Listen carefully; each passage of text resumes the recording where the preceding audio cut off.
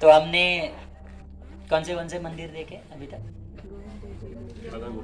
राधा गोपीनाथ और गोविंद जी। और 3 मंदिर में से कौन सा मंदिर बचा हुआ है? तो ये जो मंदिर आप देख रहे हैं इसे राधा मदन मोहन मंदिर कहते हैं। ये छोटा रेप्लिका है, इसका एग्जैक्ट रेप्लिका हमने बनाया है। जब आप एंट्री करोगे तो बड़ा सा मंदिर आपको दिखेगा, वो है राधा मदन मोहन। ठीक है, तो राधा मदन मोहन भी जैसे वज्रनाथ जी ने बनवाया था, तो ये भी लुप्त हो गए थे। तो ये मिले थे अद्वैत आचार्य को वृंदावन में। ठीक है, अद्वैत आचार्य भजन कर रहे थे वृंदावन में। वहाँ पे भगवान स्वयं झाड़ियों के पीछे से उन्हें बुला कर बोले मैं आपसे सेवा लेना चाहता हूँ। ठीक है, फिर उनको अद्वैत आचार्य जी बहुत प्रमुख आचार्य हुए इस संप्रदाय में, तो उन्होंने बहुत दिनों तक सेवा की। फिर अद्वैत आचार्य ने ये विग्रह दिया, एक ब्रजवासी थे, उनका नाम था पुरुषोत्तम चौबे। ठीक है, तो पुरुषोत्तम चौबे ब्रजवासी थे, सरल भक्त थे। तो वो क्या करते थे, भगवान मदन मोहन जी के सामने ब्रज भाव में सेवा करते थे। मदन मोहन जी के सामने भोग की थाली रख देते थे और छड़ी लेके खड़े हो जाते थे, बोलते थे भगवान यदि नहीं खाओगे तो मार पड़ेगी।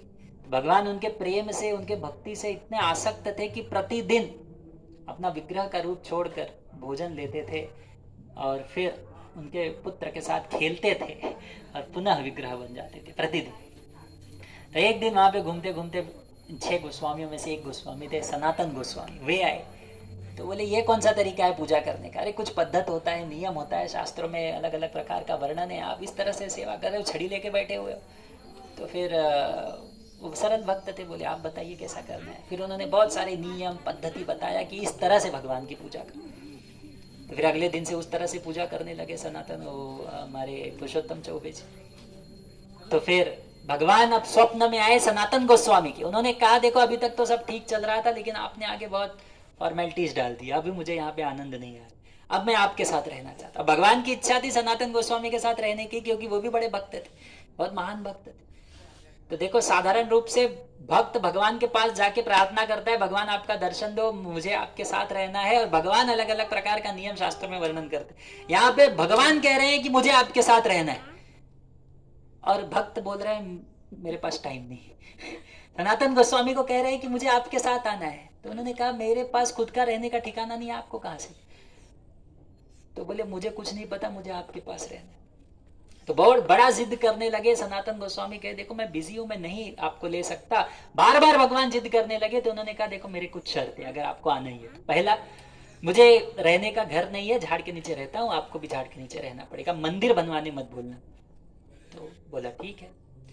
बोले भिक्षा में मैं आटा मिलता है यमुना नदी में भिगो के, मैं उसका बाटी बनाता हूँ, वही खाता हूँ, सूखी बाटी वही खिलाऊंगा, इसको छोड़ के कभी कुछ मत मांग।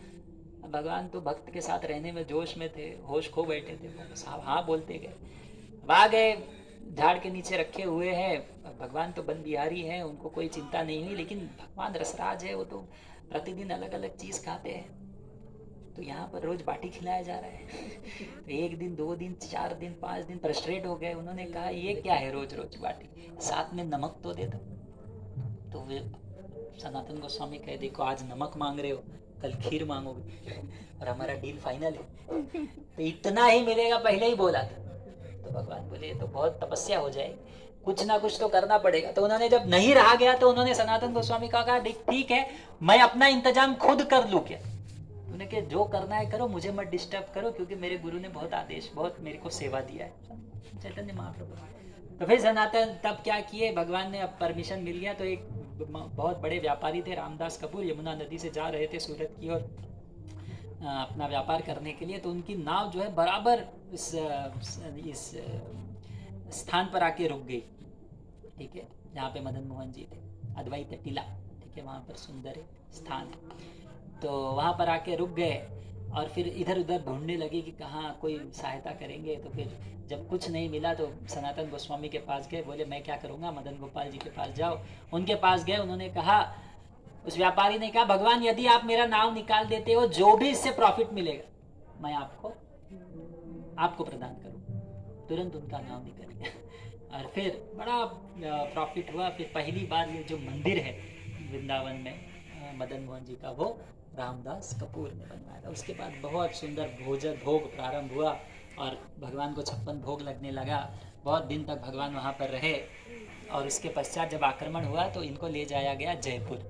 अब जयपुर में भी क्या हुआ कि राजा के जो पुत्री थी, राजकुमारी थी, उन्होंने कहा अपने पिता को कि मैं अगर विवाह करूंगी तो एक शर्त है, मैं भगवान को अपने ससुराल लेके जाऊं।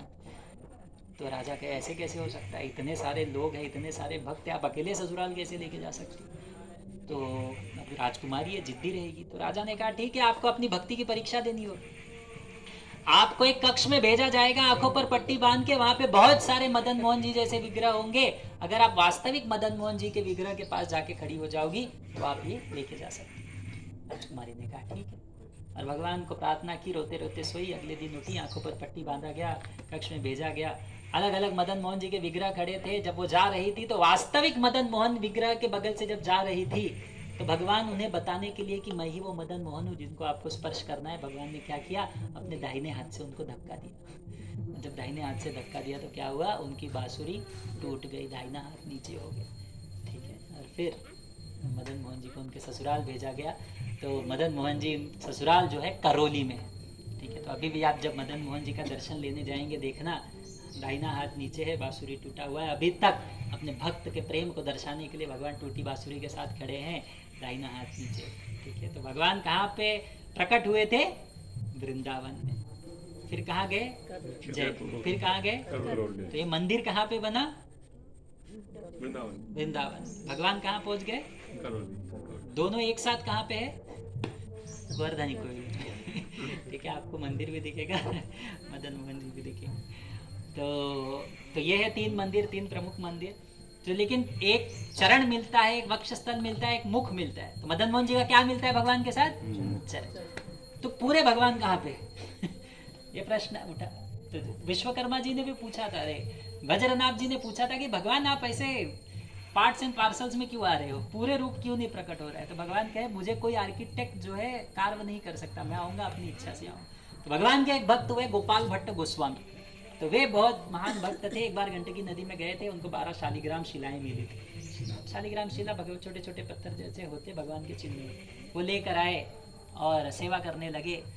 तो उनकी बड़ी इच्छा थी कि मैं भगवान को आभूषण पहनाना चाहता हूँ, वस्त्र पहनाना चाहता हूँ, अलग अलग प्रकार से सेवा करना चाहता हूँ, लेकिन भगवान क्या है, ये छोटे छोटे गोल पत्थर जैसे आनंद नहीं आ रहे। तो फिर एक बार रोते रोते सोए। नरसिंह चतुर्दशी के दूसरे दिन तो वापस जाके जब पूजा करने लगे तो वहाँ पे 12 शालिग्राम नहीं था, केवल 11 शालिग्राम था।